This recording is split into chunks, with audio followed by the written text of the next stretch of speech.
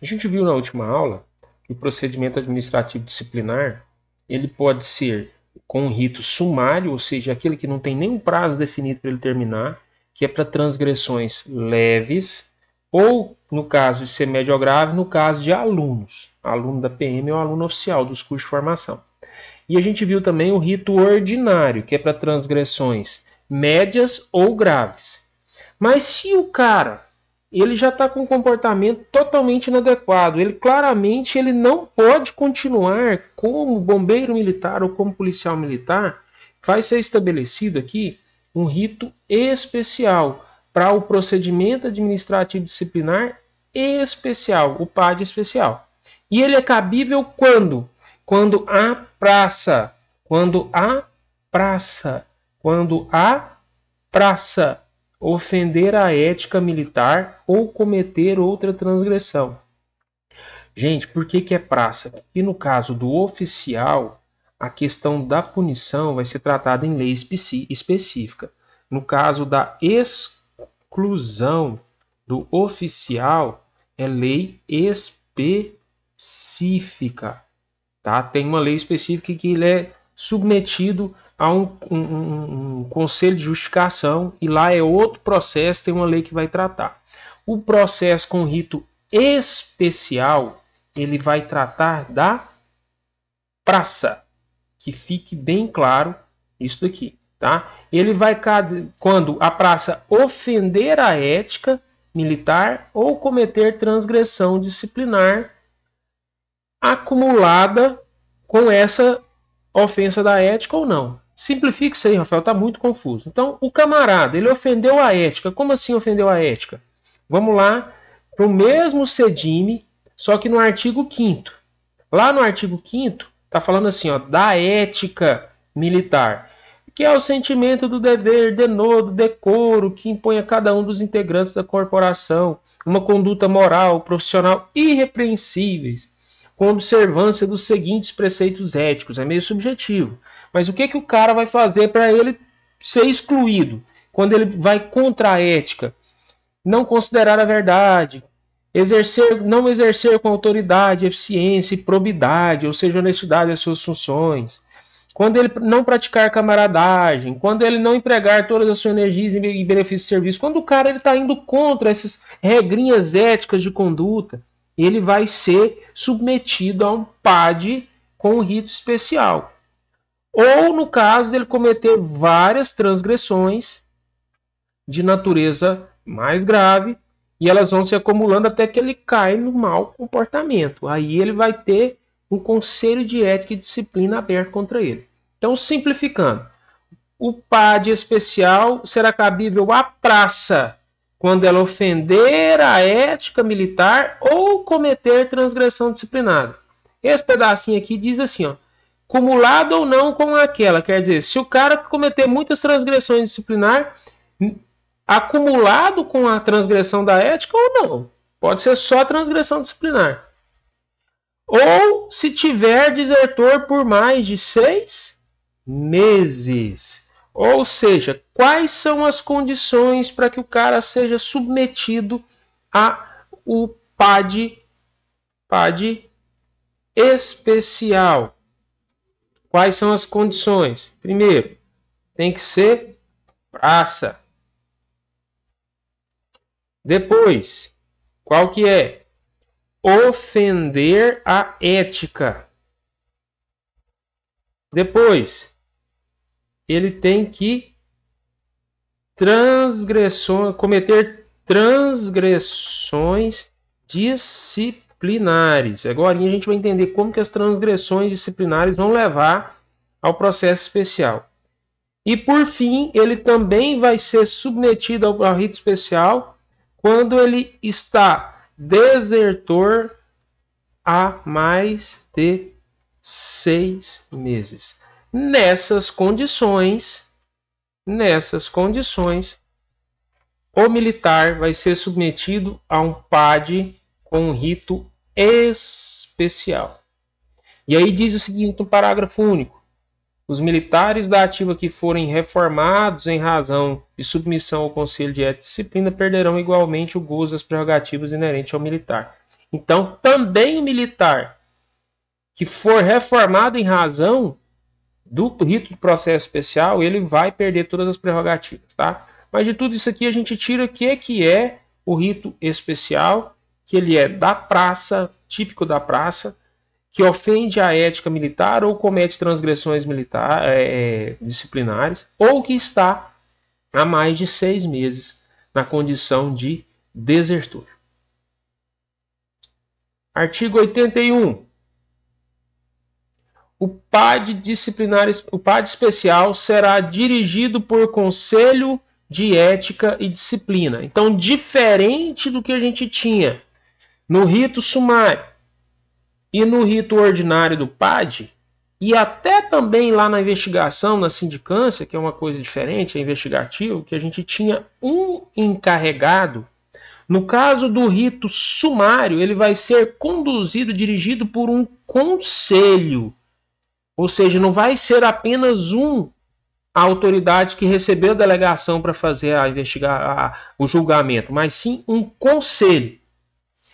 Estando a praça, não importa se ela está em atividade ou inatividade. Então, Conselho de Ética é quem vai conduzir o PAD especial. Quem que é competente para designar e fazer o Conselho de Ética funcionar? As autoridades previstas no inciso de 1 até 13 do artigo desta lei. Vamos lá ver quem que é o 1 até 13, para que a gente não fique em dúvida. Então, quem que pode designar o PAD com rito especial, ou seja, designar o Conselho de Disciplina? De 1, governador, até o 13, comandante de companhia independente. Então, os comandantes de unidade, capitães, tenentes, comandantes de companhia, de batalhão para cima, todo mundo pode instaurar um PAD com rito especial e fazer funcionar o Conselho de Ética e Disciplina. Ok? Artigo 83.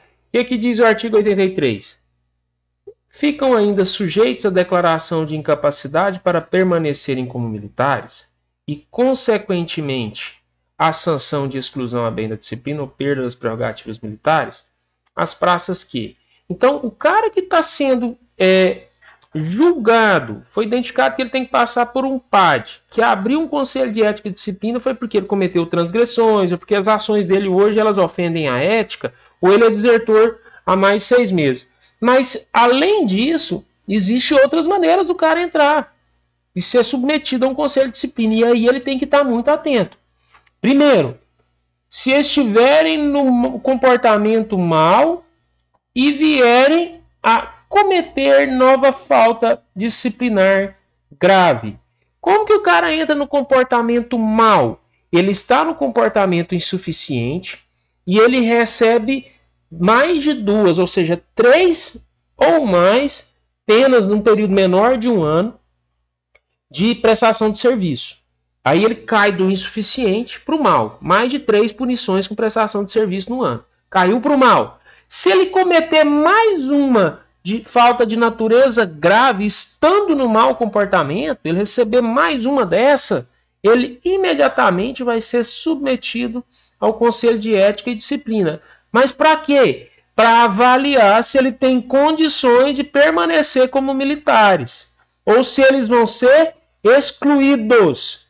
Lembrando sempre, pessoal, nós estamos falando aqui do rito especial, ele aplica-se a praças. Conselho de Ética e Disciplina se aplica a praças. Conselho de Ética e Disciplina não se aplica a oficiais. Se cair qualquer coisa falando de Conselho de Ética e Disciplina aplicada a um tenente, a um major, a um capitão, já é falso, é uma premissa falsa, já fica atento a isso daí, tá?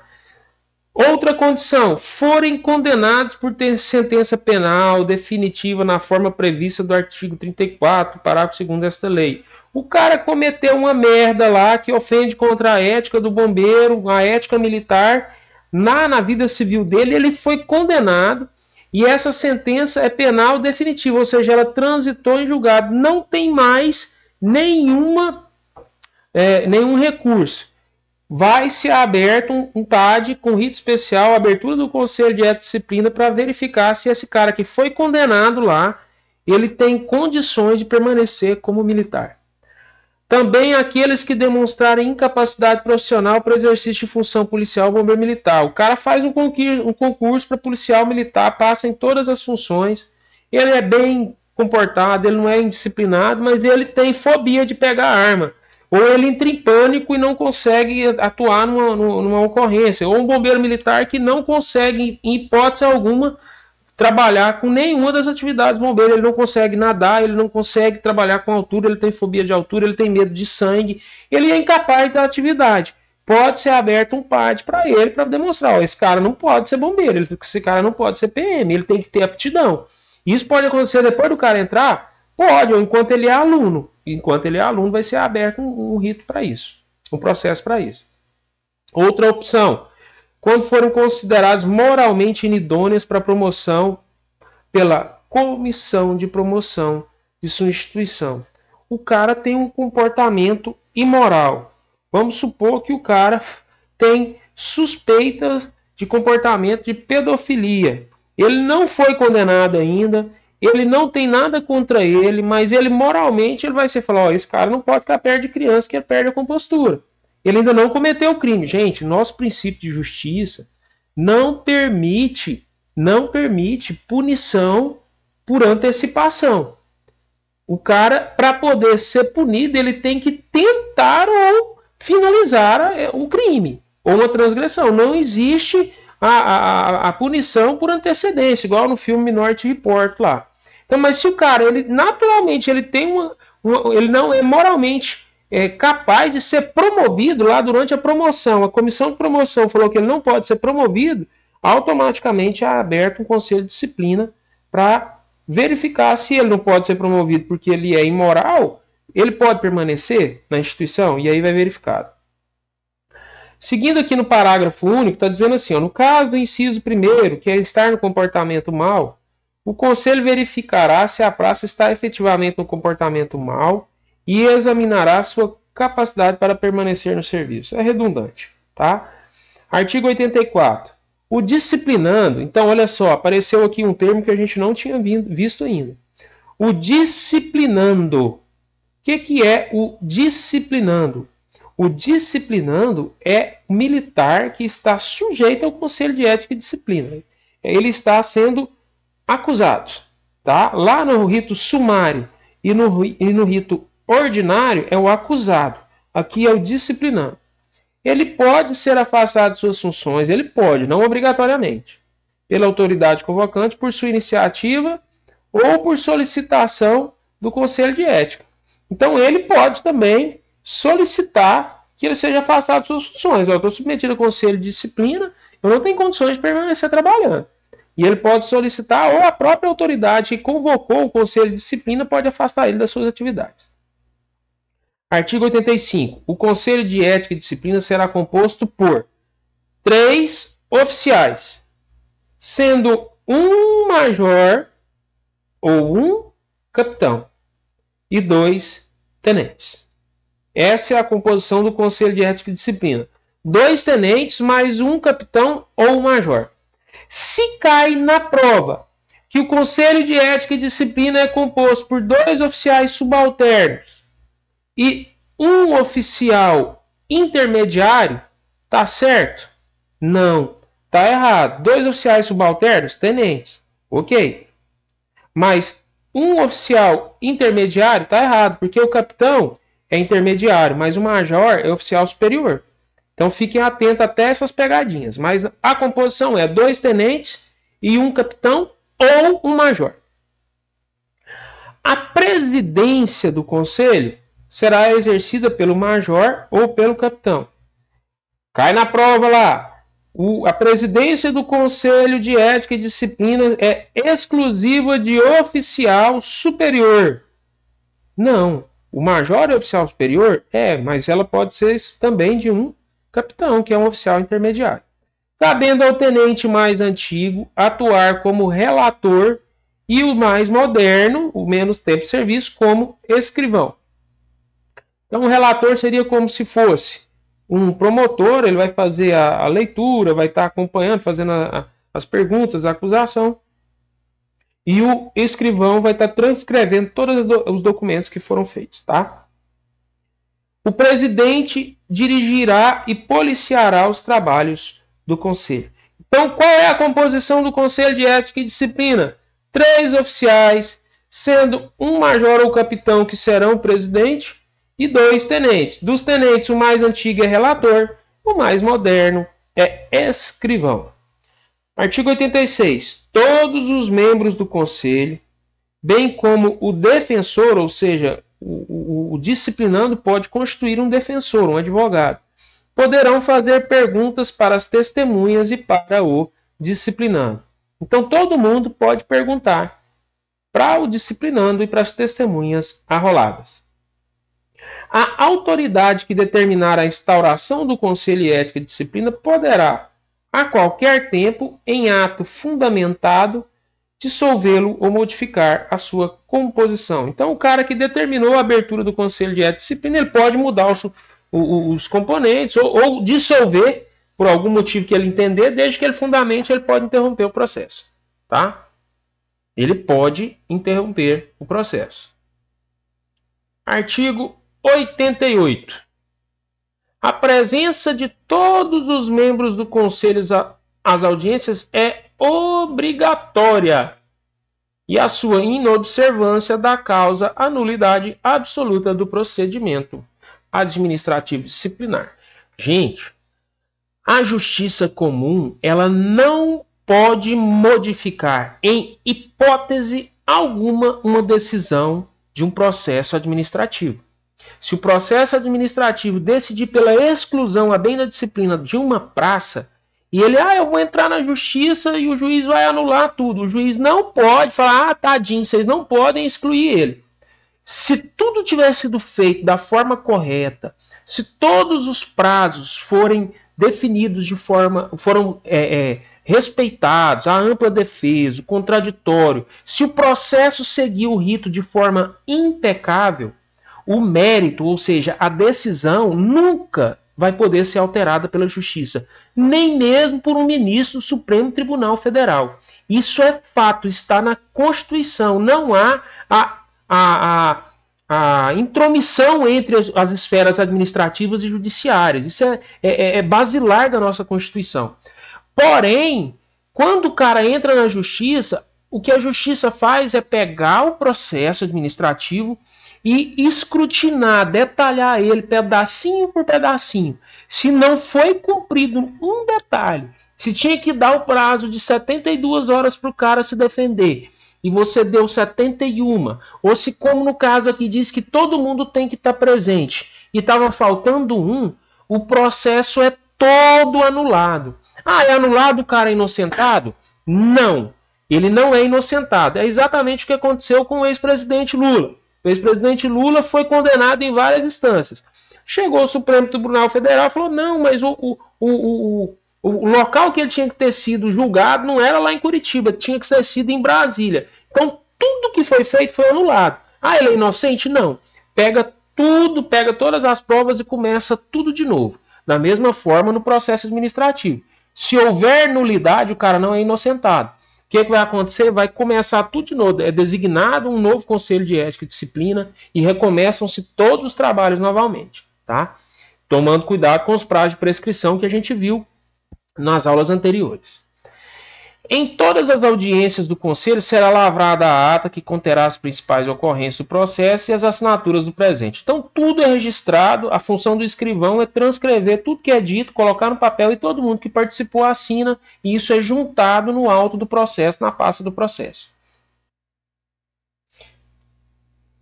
O artigo 90, ele diz o seguinte: deverá, quer dizer, é mandatório, obrigatório, ser concedida uma suspensão condicional do processo de Conselho de Ética e Disciplina pelo período de 1 ano ao processado que satisfizer os seguintes requisitos. poxa, antes de falar dos requisitos, como assim? A partir do momento que o cara ele abre o processo e instaura o Conselho de Ética e Disciplina, tem 40 dias para terminar, do começo ao fim, até a decisão. Só que, dependendo das hipóteses, dessas hipóteses aqui, o cara vai ter uma segunda chance, ele vai ter um tempo para poder ser verificado se ele realmente merece ser julgado pelo Conselho de Ética e Disciplina, que pode concluir, inclusive, pela demissão dele. Tá? Então vamos lá. Quais são as condições? Aquele cara que não estiver classificado no mau comportamento, aquela praça que não estiver classificada no mau comportamento. Se tiver no mau comportamento, meu irmão, não tem como, o processo corre até o fim. Mas se é aquele cara, por exemplo, que ele tem uma incompatibilidade com o serviço, o bombeiro que não consegue nadar, o bombeiro que tem dificuldade para atender determinadas ocorrências, ele está no bom comportamento, ele não é um cara indisciplinado, ele não atentou contra a ética, ele é um cara bom, mas ele só não tem condições de exercer naquele momento a atividade e abrir o processo para ver se ele é compatível ou não. Vai ser suspenso por 1 ano condicionalmente. Aquele que não é reincidente em faltas da mesma natureza, tá? Tem que cumprir todos esses aqui, não é só um não. Não constituir fato que é acusado de infração penal dolosa, injustificável, comum ou militar, independente do deslinde, quer dizer, do desatar lá da ação penal correspondente. Ou seja, o cara, quando o que está causando essa abertura do Conselho de Ética não foram fatos que são infrações penais dolosas, por exemplo, tentativa de assassinato dolosa, ou agressão dolosa, ou coisa do tipo. O cara tinha intenção de fazer. E quando seus antecedentes e condutas sociais o recomendarem, é aquele cara que é um bom pai, é um bom cidadão, é um cara que não tem dívidas, é um cara que é aceito na sociedade e assim por diante. Se o cara satisfizer tudo isso daqui, ele pode ter o prazo suspenso por 1 ano. O período da suspensão é considerado de coleta de provas, devendo o disciplinando não se envolver em nova infração disciplinar ou penal dolosa injustificável durante esse lapso, independente do desfecho da ação penal correspondente, quando no caso da ação dolosa, sob pena de revogação obrigatória do benefício e da continuidade do feito. Ou seja, esse período é um período de avaliação do comportamento do cara. Ele tem 1 ano para ser avaliado, para ver se ele vai incorrer em novos erros ou não, ou se ele vai ficar tranquilinho, vai ficar numa boa, e isso vai ser benefício para ele posteriormente. Ok? E como que é o rito? A gente estava vendo falar do que é o processo especial, das suas características. E como que é o rito? O que é o rito? É os passos que tem que seguir. É prazo. Primeiro, recebendo a determinação de designação do Conselho de Ética, o seu presidente convocará os membros do colegiado, ou seja, os outros 2 oficiais, para se reunirem em local, dia e hora determinados para a autuação da documentação recebida. E nela mandará que o escrivão proceda à citação pessoal do disciplinando nos próximos 3 dias. Ou seja, o cara reúne, marca a data de reunião, avisa o cara que está o disciplinando, que ele tem, com no mínimo 3 dias de antecedência, que vai iniciar o processo dele. Ok? A citação deve conter nome, qualificação, cópia dos documentos, descrições, dia, hora, informação, data da audiência. No caso do disciplinando não ser encontrado, deverá o presidente fazer nova situação pessoal em 72 horas. Não sendo ainda encontrado, determinará o disciplinando que seja citado por edital, publicado em boletim diário, por 2 vezes em intervalo de 5 dias entre as publicações. Válida a situação, é facultado ao acusado comparecer a todos os atos do processo. Aqui, se não achar o cara, vai correr a revelia. Vai definir um defensor para ele, vai correr a revelia. Eu não vou ficar me apegando muito aqui não, porque senão vai ficar muito complicado, gente. Tem muito detalhezinho. Pode ser que caia no concurso? Pode. Vocês olhem, deem uma lida com calma, tentem entender, mas ficar decorando prazo demais um procedimento tão complexo é complicado. Quando a citação for válida, inclusive por edital, e o acusado não comparecer, o julgamento ocorrerá à sua revelia, sendo nomeado defensor pela autoridade. Ou seja, a autoridade vai nomear um defensor, normalmente entre os militares. Ah, mas eu não quero. Não, você está sendo nomeado e você vai ter que fazer a defesa. Não precisa ser um advogado. Tá? A qualquer tempo, disciplinando o réu, que é aquele que não compareceu aos atos, poderá se apresentar recebendo o processo na fase 5 encontros. Isso é similar para todo mundo. Na audiência de instalação do conselho, os conselheiros prestarão compromisso e processaram julgar os autos com imparcialidade e probidade. Se não houver esse compromisso e for comprovado, o processo é anulado. Lembra lá que eu falei? O juiz manda fazer tudo de novo. Após o compromisso dos membros do conselho, será o disciplinado ou o seu defensor notificado para apresentar alegações preliminares no prazo de 3 dias. Ou seja, nessa reunião inicial está todo mundo lá, mas o que vai acontecer é a notificação para em 3 dias aparecer as alegações, oferecer alegações preliminares e a comparecer, se não sendo rével. E no máximo 3 dias seguintes à notificação perante a Junta Central de Saúde da corporação a fim de ser avaliado. Então, uma característica importante que a gente tem com relação ao Conselho de Disciplina, o cara, quando ele vai iniciar o Conselho de Disciplina, ele comparece à Junta de Saúde da corporação para fazer a avaliação de saúde. Ele tem que estar apto fisicamente, a sanidade dele, do corpo dele, tem que estar em dia para ele passar pelo Conselho de Disciplina. Se ele tiver com problema de saúde e for submetido à Junta de Saúde para tratamento, o processo fica suspenso. Tá?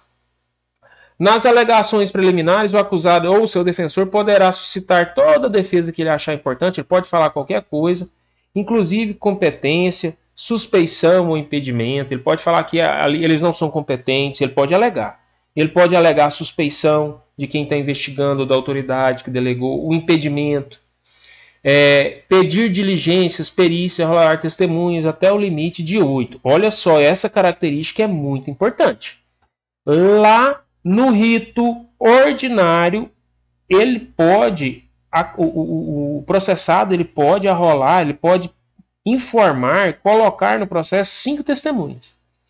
Aqui, no rito especial, para o Conselho de Disciplina, ele pode até 8. Ele informa 8.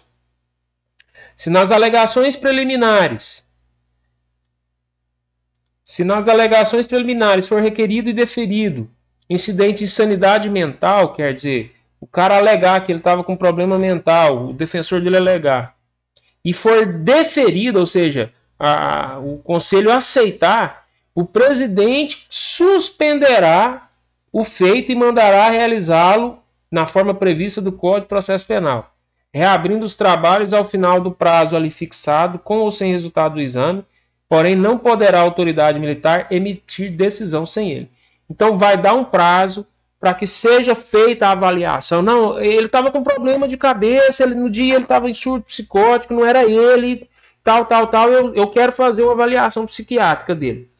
Beleza, o presidente concordou, ele suspende o fato e dá um prazo até, vamos supor, de 30 dias para que seja apresentado o laudo por um profissional habilitado.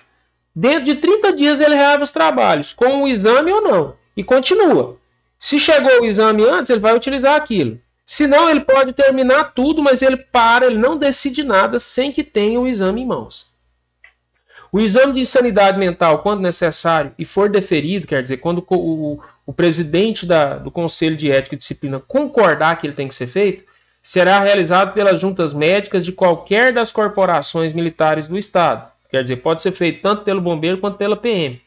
Na falta de especialistas, poderá ser realizado pela Junta Médica Oficial do Estado ou do Tribunal de Justiça. Então, não é qualquer médico que faz.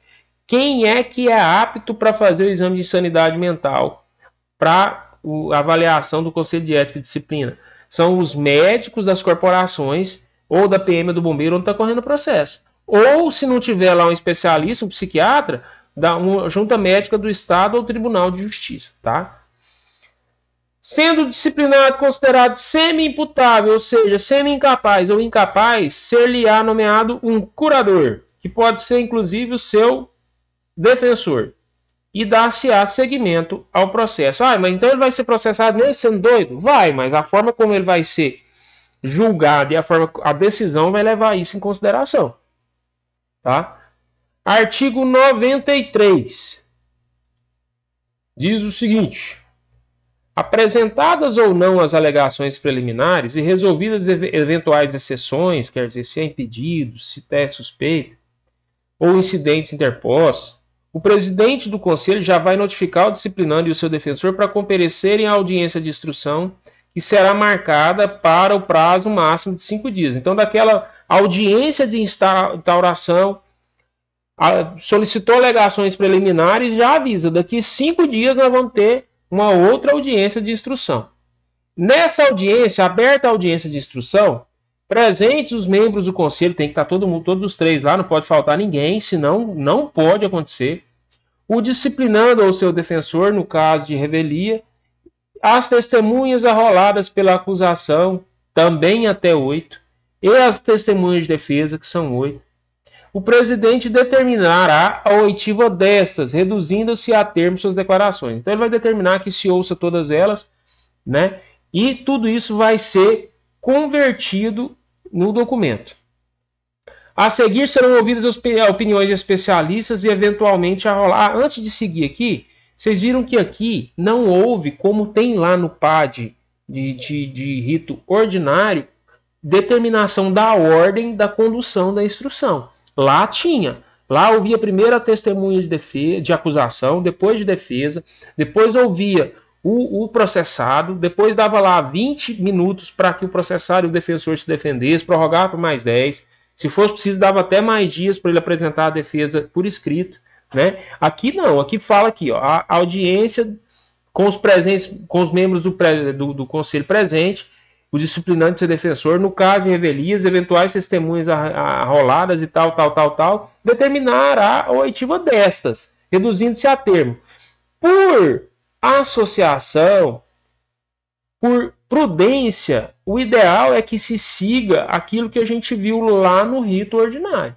Tá? O ideal é que a ordem seja mantida, que seja ouvido primeiro as testemunhas de acusação, até 8. Depois as testemunhas de defesa.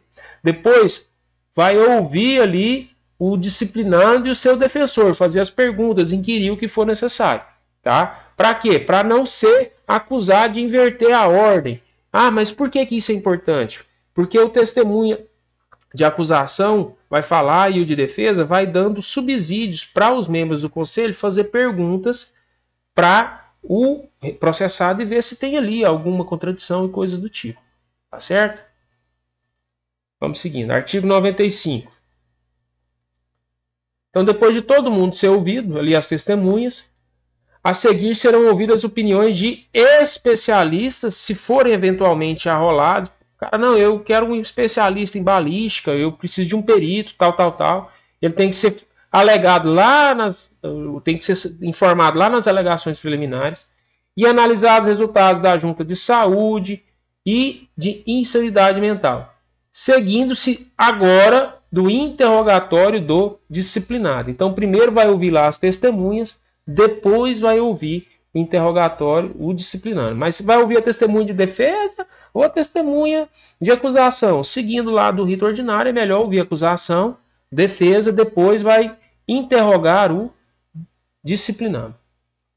Se ele não for revel, né? Se ele não estiver ausente. Artigo 96.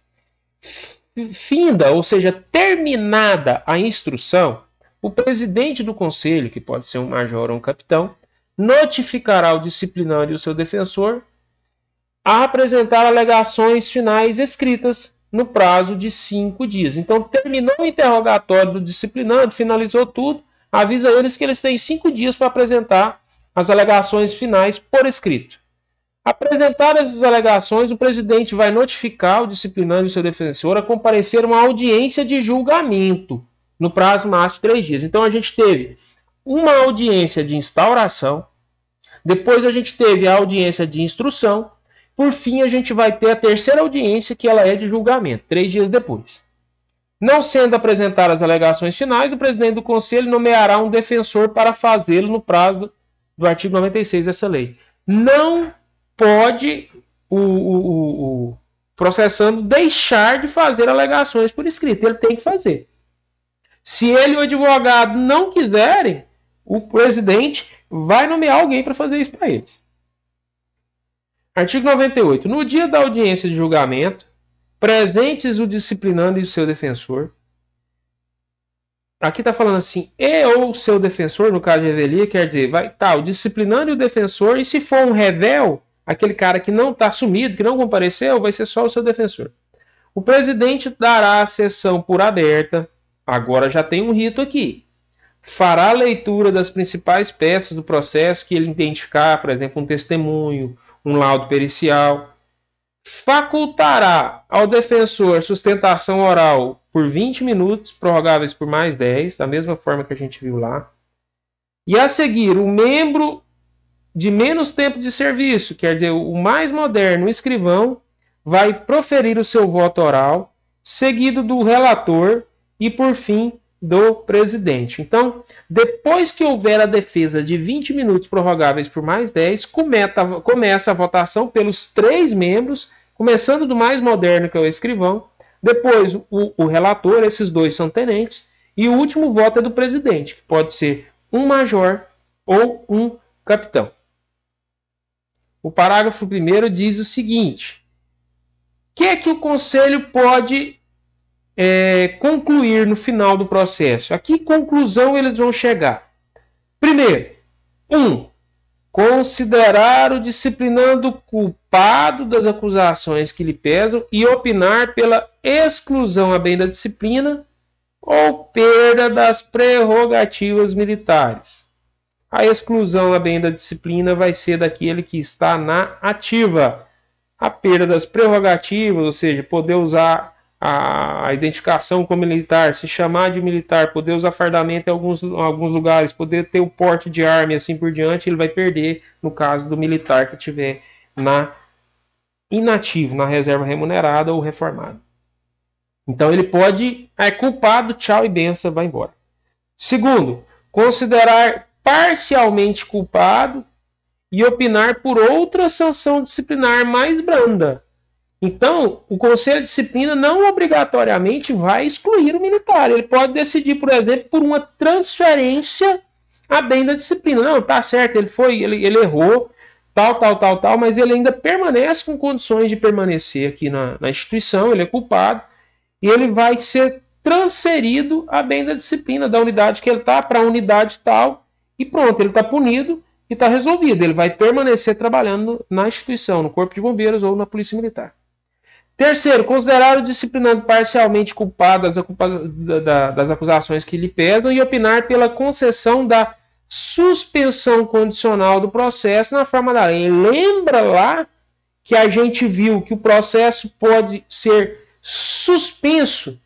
Então, o cara é culpado, mas ele não estava no mau comportamento, ele tem uma conduta adequada, ele não cometeu um crime doloso, tal. Nós vamos, então, ele é culpado, mas nós vamos ter uma suspensão de 1 ano para avaliar esse cara, coletar a prova para ver como é que ele vai se conduzir. Quarta possibilidade, considerar inocente as acusações, dando-lhe por apto a permanecer na ativa ou continuar gozando das prerrogativas. Então, em 3 casos, ele pode ser considerado culpado e na quarta opção, inocente. Um culpado totalmente vai excluir da bem da disciplina ou perde as prerrogativas. Ou considerado parcialmente culpado e ele vai abrandar, não vai ser excluído, ele pode receber uma prestação de serviço de natureza operacional ou transferir da bem da disciplina. Ou considerar parcialmente culpado e ter o processo suspenso porque ele atende às condições do que a gente viu lá um pouco acima, tá? O disciplinando, no parágrafo 2, diz o seguinte: disciplinando é isento de sanção por transgressão disciplinar se por doença mental era ao tempo da ação ou da omissão inteiramente incapaz de entender o caráter ilícito dessa na esfera penal, seja administrativa ou militar, ou de determinar-se de acordo com o entendimento. Então, durante o processo, para que ele fez lá aquele laudo? Alegou insanidade. Alegou que o cara estava insano, ele não tinha condições de responder pelo que ele estava fazendo. Ele era incapaz naquele momento. Tem o documento que comprova isso. Ele, mesmo sendo considerado culpado, ele é isento da sanção, porque ele é inimputável. Então, ele não vai ser punido. E o que vai acontecer com ele? Aí fica tudo bem? Não. Se ele não tem condições, ele vai ser submetido à junta médica para avaliar qual é a condição mental dele. Isso regride, ele pode voltar a trabalhar ou não, se não, ele vai ser encaminhado a um processo de reforma. Se for definitiva a incapacidade dele, ele vai ser reformado, aposentado, e aí vai ser proporcional. A gente já viu como é que funciona a parte da aposentadoria lá no plano de carreira. Artigo 99. Encerrada a audiência de julgamento, terminou ela, o presidente fará um relatório do processo, exporá a conclusão a que chegaram todos os membros e intimará o disciplinado da decisão. Ou seja, vai informar, notificar, vai pôr para assinar que ele está ciente do que aconteceu. A autoridade que tenha convocado o conselho poderá concordar ou discordar do colegiado, acatando ou não a defesa em decisão fundamentada. Beleza, o conselho definiu com os 3 membros lá, tá valendo? Não, porque aí eles remetem para a autoridade que abriu o processo e ela vai avaliar, ela pode concordar ou discordar, acatando ou não, e ela tem que fundamentar. Caberá recurso da decisão. E o que acontece antes da gente continuar? Se ela falar aqui, não, eu não concordo, faz tudo de novo. Ouve de novo. Ela pode reabrir os prazos e pôr para refazer, porque ela achou, por exemplo, que não, ele é culpado, vocês não podiam inocentar. Ou o contrário, falar, não, avalia mais isso e isso. Ele tem que dizer o que tem que acrescentar ou refazer para o processo ser refeito e voltar para aí. Tá? Depois, caberá recurso da decisão no parágrafo 1º, que é essa da mudança, no prazo de 8 dias, sendo facultada à autoridade a sua reconsideração. Então, caberá recurso, tanto a defesa alegando que não, peraí, não vai refazer não, eu concordo ou eu discordo do que aconteceu. Não sendo o governador a autoridade convocadora do conselho, ou seja, se não foi o governador, foi o comandante-geral para baixo, os autos são remetidos ao comandante-geral para homologar ou não o julgado em decisão fundamentada, efetivar a publicação do ato e da intimação disciplinando e o seu defensor. Agora eu vou voltar aqui e passar alguma coisa nesse sentido. Dessa decisão, se sucumbente o disciplinando, caberá recurso dentro de 5 dias. Ou seja, se ele não concordar, ele pode recorrer em até 5 dias. Antes da homologação, a autoridade poderá determinar um prazo não superior a 30 dias para que o conselho realize novas diligências. Ou seja, antes de finalizar aqui, do comandante-geral que recebeu o processo lá da autoridade que abriu o conselho, e ele, antes desse prazo de homologação, para que seja publicado, ele pode solicitar novas diligências em até 30 dias. O que eu quero passar para vocês aqui? A autoridade A instaura o PAD especial. Beleza, instaurou o PAD especial. Agora, a gente vai ter a instauração do Conselho de Ética e Disciplina, que é composto pelos 3 oficiais, ou um capitão ou um major como presidente e 2 tenentes, um relator e um escrivão. Feito esse processo, eles vão retornar ele vai retornar para a autoridade instauradora. Essa autoridade instauradora pode concordar ou não. Se ele discordar, ele vai ter que fundamentar e mandar refazer alguma coisa, consertar, refazer tudo. E ele pode, inclusive, lembra lá, dissolver ou modificar os membros para que isso seja feito. Ele concordou, aí o que vai acontecer? Tudo isso daqui vai voltar, vai ser encaminhado, o processo todo, depois de composto, finalizado, ele é encaminhado para quem? Para o comandante-geral. E o que o comandante-geral vai fazer? Ele vai homologar ou não. Ele tem também o direito de discordar e mandar refazer, de fazer novas diligências. Se ele concordar, ele vai mandar publicar. Beleza, concordei, mandei publicar. Mas se ele discordar, ele pode determinar novas diligências em até 30 dias. Tá? Para que seja feita alguma outra coisa. Isso aqui só não vem para o comandante-geral quando não foi instituído esse conselho pelo governador. Quando é instituído pelo governador, a decisão final aqui, que ele é a autoridade que instaura, é a que manda. Não vai para ninguém homologar nada, não. Tá? Então, se o governador abriu o processo administrativo, ele que criou o Conselho de Ética e Disciplina lá, determinou os oficiais. Os caras apresentaram o julgamento para ele. Ele concordou, bateu o martelo, já vai publicar, meu amigo. Não tem ninguém para recorrer. Agora, se for qualquer outra autoridade, ele tem que ir para o comandante-geral e o comandante-geral ainda pode revisar. Tá bom? É isso que está dizendo disso tudo aqui. Seguindo em frente. O prazo de tramitação do Conselho de Ética e Disciplina que vai da sua instalação até a conclusão de seus trabalhos não poderá ultrapassar 40 dias, excluindo-se o prazo eventual de incidente de insanidade mental, tal. Ou seja, se o processo paralisar esperando um laudo de insanidade mental, ele fica suspenso, vai contar os 40 dias sem esse prazo, tá? Lembrando, senhores, senhoras, que nesse caso aqui do rito processual, a determinação para a gente finalizar o nosso código de ética, já para acabar mesmo, a gente vai falar aqui que as punições elas podem ser modificadas, tá?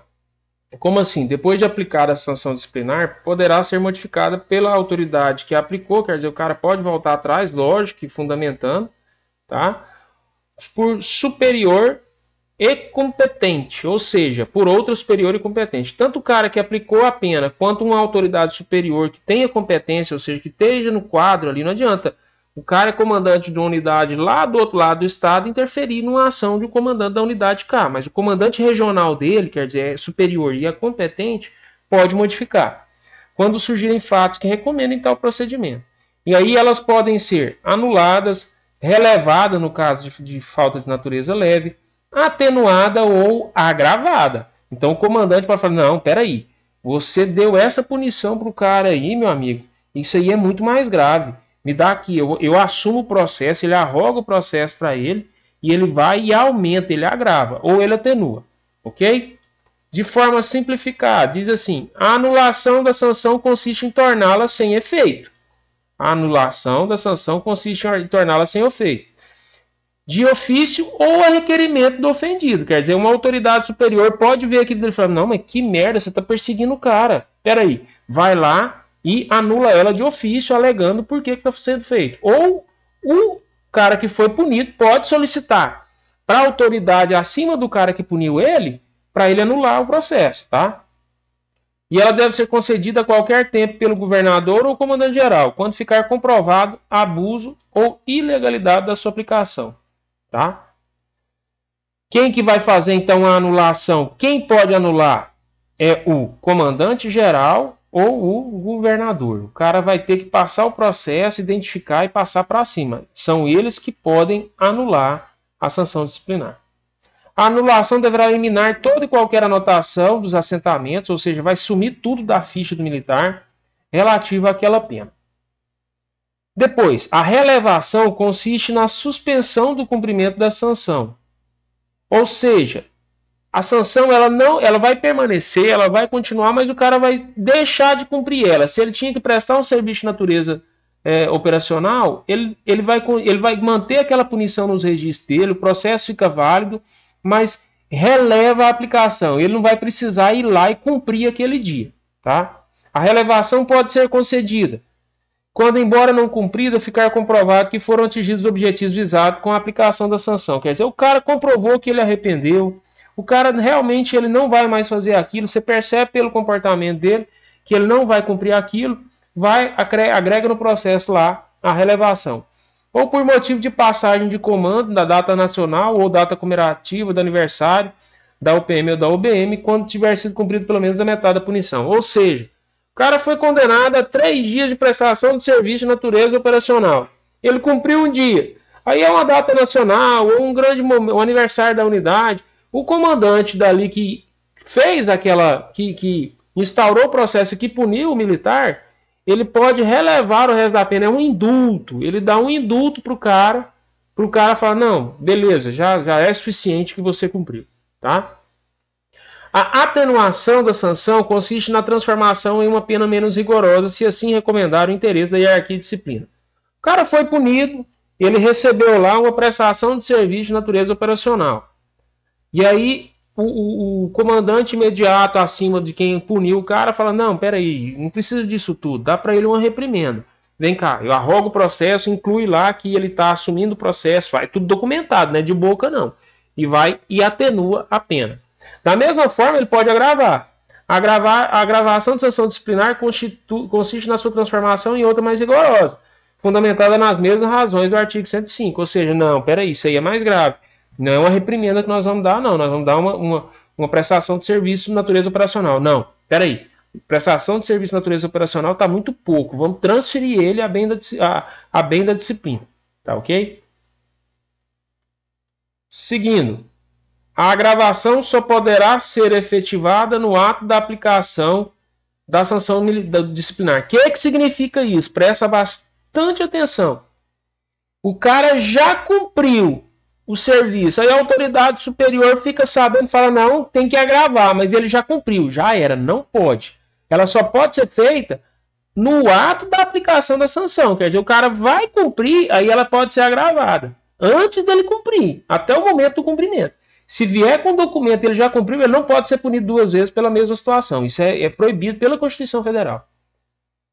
A competência para anular, relevar, atenuar, agravar as sanções disciplinares impostas é da autoridade julgadora ou de superior a essa, devendo a decisão ser justificada e publicada em boletim. Lembrando que a anulação ela vai ter que ser repassada para o comandante-geral ou para o governador.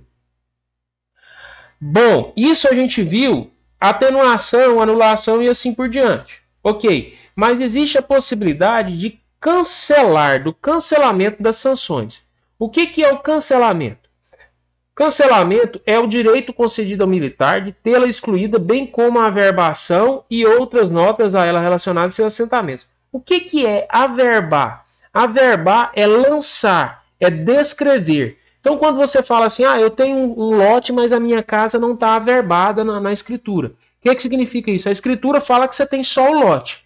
Se você fizer a averbação, a escritura vai falar assim, o lote tem uma edificação de tantos metros por tantos metros, com tantos quartos, tal. Isso é averbar, é descrever. Então, o que o cara consegue quando ele cancela a punição? Vai lá na ficha dele e apaga toda a averbação, quer dizer, o que ele fez, o que estava escrito lá. O militar foi punido com base no inciso tal, artigo tal, há tantos dias. Isso desaparece da ficha dele. Uai, ele foi punido e ele cancela. Sim, mas ele já cumpriu e já sofreu os efeitos dela. Lá nas outras situações que a gente viu, ele ainda estava por cumprir a pena. No caso do cancelamento, ele já cumpriu, não tem como voltar mais. Se ele prestou serviço, ele prestou. O que ele vai conseguir é ter ela eliminada da sua ficha, tá? De tê-la excluída da sua ficha dos seus assentamentos. O cancelamento dar-se-á automaticamente ao militar que tenha completado, sem qualquer outra punição, as seguintes condições. Então o cara foi punido, mas depois ele nunca mais foi punido. Depois de 5 anos de serviço, no caso de prestação de natureza preferencialmente operacional.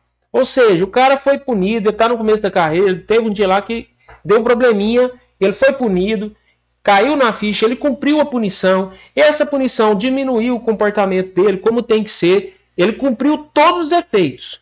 Só que depois de 5 anos ele tem o direito de apagar isso lá da sua ficha. Para daqui 10 anos, na hora que ele pegar a ficha dele, ou alguém for buscar a ficha dele, não vai ter nenhum registro daquela punição. A não ser o boletim de inclusão dela. Dá para rastrear? Dá. Mas na ficha fica tudo em branco.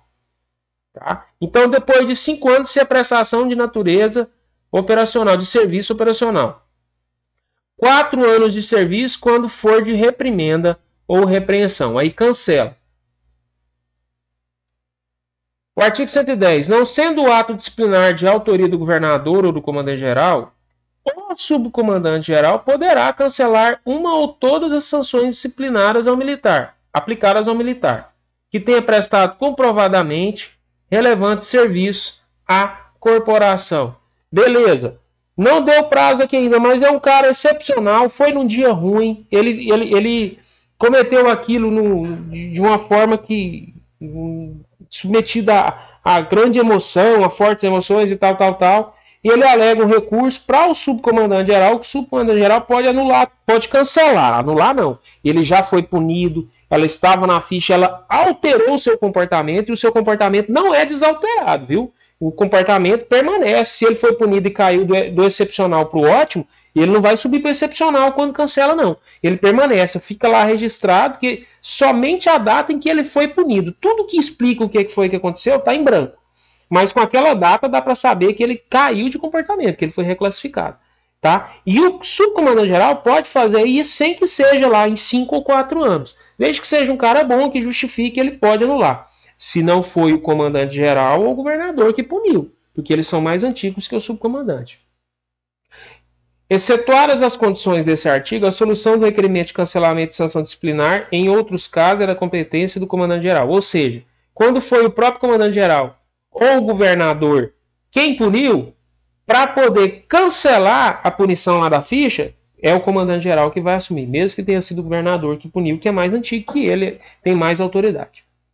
As sanções escolares. O que são sanções escolares? São punições em ritos sumários que são feitos lá enquanto o cara é aluno. Elas são aplicadas a alunos de curso de formação e poderão ser canceladas por ocasião da conclusão do curso. Ou seja, o cara lá durante o curso ele fez as besteiras dele, ele foi acumulando lá algumas punições.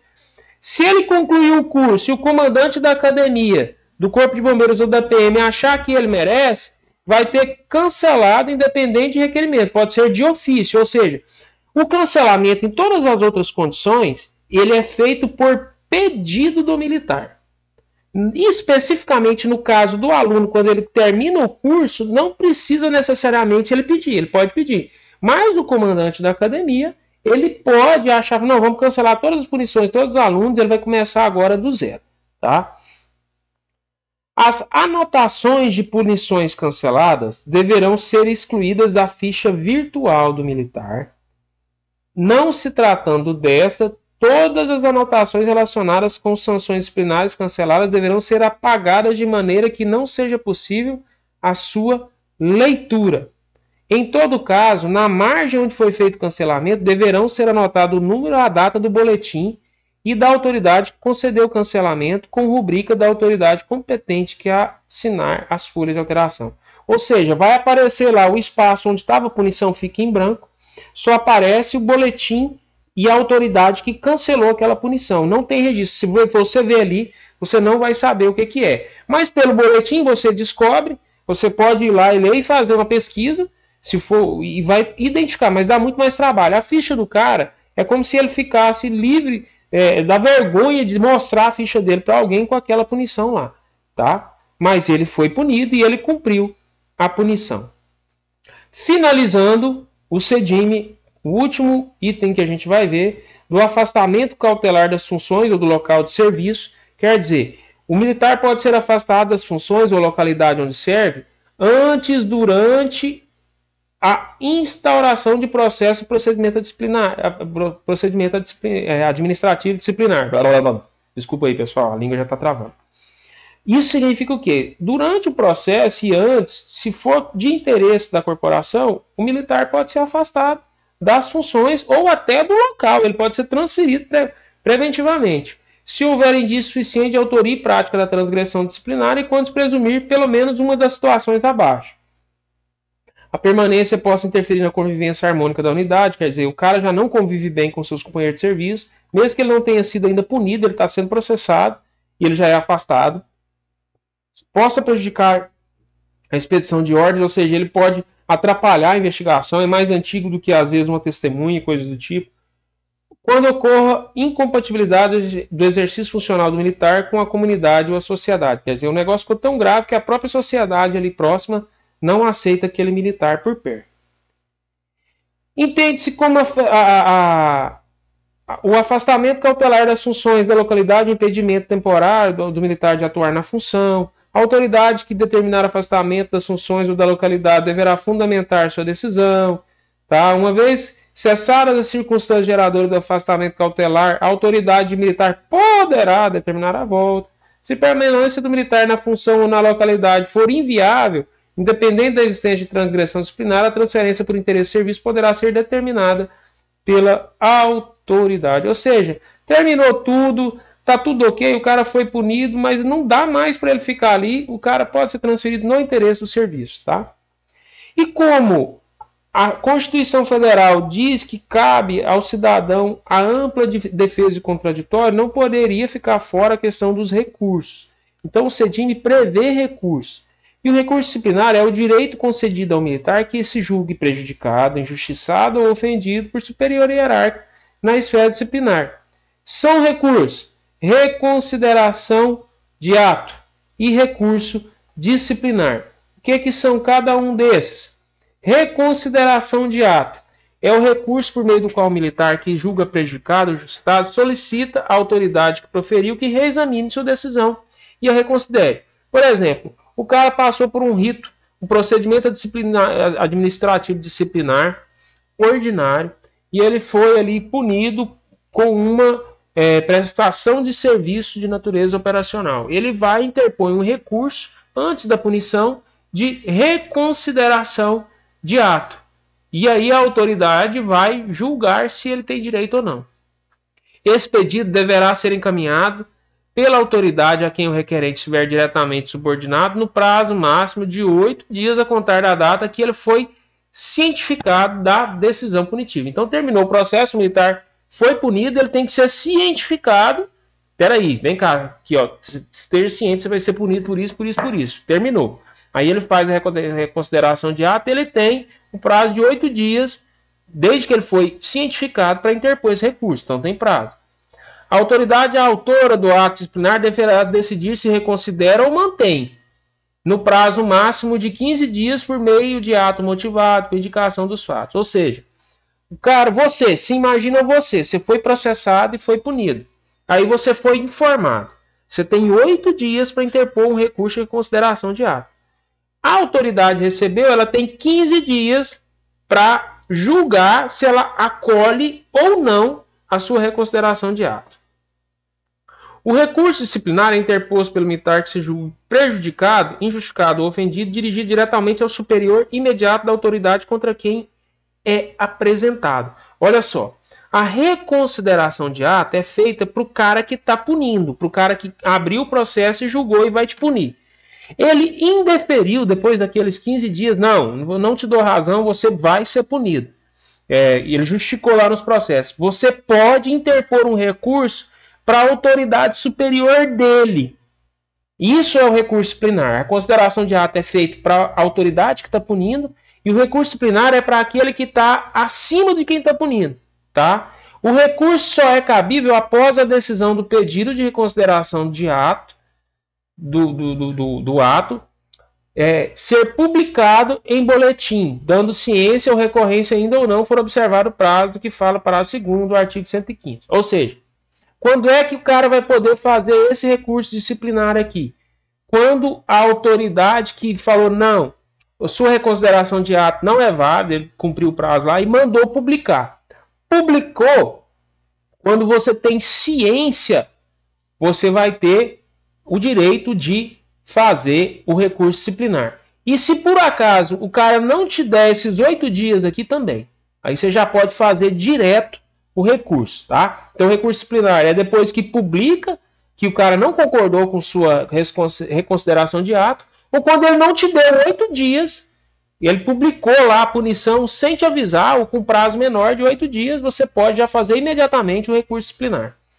O recurso disciplinar deverá ser interposto perante a autoridade mencionada no caput, quer dizer, para aquela que é mais antiga do que quem puniu, no prazo de até 8 dias da data em que o militar foi cientificado da decisão. Ou seja, ele ficou sabendo que o seu reconsideração de ato não foi acatado, publicou, ele tem 8 dias, publicou ou foi informado, ele tem 8 dias para recorrer. E a autoridade recorrida poderá emitir pronunciamento e juntar documentos, interposto encaminhando com toda a documentação à autoridade para julgar a súplica, no prazo máximo de 5 dias. Ou seja, o cara que puniu, ele tem 5 dias para mandar documento para o superior dele que vai julgar o recurso lá do praça que foi punido. A autoridade deverá decidir o recurso disciplinar no prazo máximo de 20 dias. Então, simplificando, é o seguinte: o militar foi punido, ele pede uma reconsideração de ato. O comandante pega e julga e fala: não, sua reconsideração não foi acatada, você vai ser punido. Aí ele vem com um recurso disciplinar para o cara mais antigo do que o que está punindo. E aí esse cara mais antigo, ele vai receber em até 5 dias documentos lá de quem está punindo, e ele tem um prazo depois de 20 dias para julgar se tem ou não fundamento o recurso disciplinar. Recebido o recurso disciplinar, a autoridade competente para solucioná-lo deverá decidir pelo afastamento temporário do recorrente da subordinação direta, desde que devidamente fundamentado. Ou seja, a autoridade que está ali solucionando esse problema, ele pode tirar aquele militar que está lá sob julgo do que está punindo da sua esfera de hierarquia. Pode afastar ele daquele local, colocar em outro, para que ele não interfira. A apresentação dos recursos disciplinares deverá ser feita individualmente e tratar de caso específico, cingir-se aos atos que motivaram o recurso, bem como fundamentar em novos argumentos, provas ou documentos comprobatórios. Ou seja, você está recorrendo lá para a autoridade superior, você tem que tratar só da punição. Você não pode falar que, mas o comandante ele não gosta de mim, ou meu comandante ele pega o carro e vai para a feira e compra ovo e leva para casa. Não, você só pode trazer fatos novos relativos àquele assunto. O prazo para apresentação de recurso pelo militar que se encontra executando o serviço ou ordem que impeça a sua apresentação, ou que se encontra cumprindo sanção disciplinar de detenção antes aplicada, começa a ser contado depois de tais situações. Ou seja, esses prazos aqui, eles só podem contar para um cara que está cumprindo punição, ou para um cara que está afastado por determinado motivo, quando cessar todos os motivos de impedimento dele.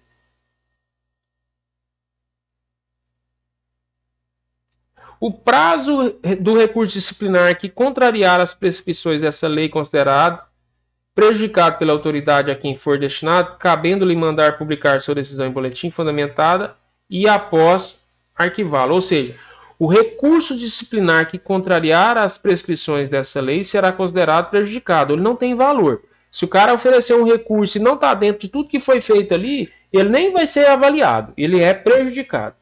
A interposição de um recurso disciplinar por outro não impedirá seu exame, salvo se comprovar má fé. Ou seja, se o cara ficar interpondo recurso de forma aleatória ou com má fé, ele não vai ser avaliado todos eles. Se for de forma honesta e correta, dentro do que está previsto na lei, todos serão avaliados. O recurso deverá ser atribuído a regime de urgência em todos os escalões. Para cada decisão disciplinar, admitir-se-ão um pedido de reconsideração de decisão e um recurso disciplinar. Ou seja, a partir daí, toda vez que for subindo os recursos, sempre vai ter a oportunidade de um contra-recurso até a última instância, que é o comandante-geral. Gente, a partir daqui a gente vai ter as transgressões disciplinares, leves, médias e graves. A gente já falou disso lá na primeira aula, eu inverti a ordem delas, dá uma lidinha para você entender. E a gente está finalizando aqui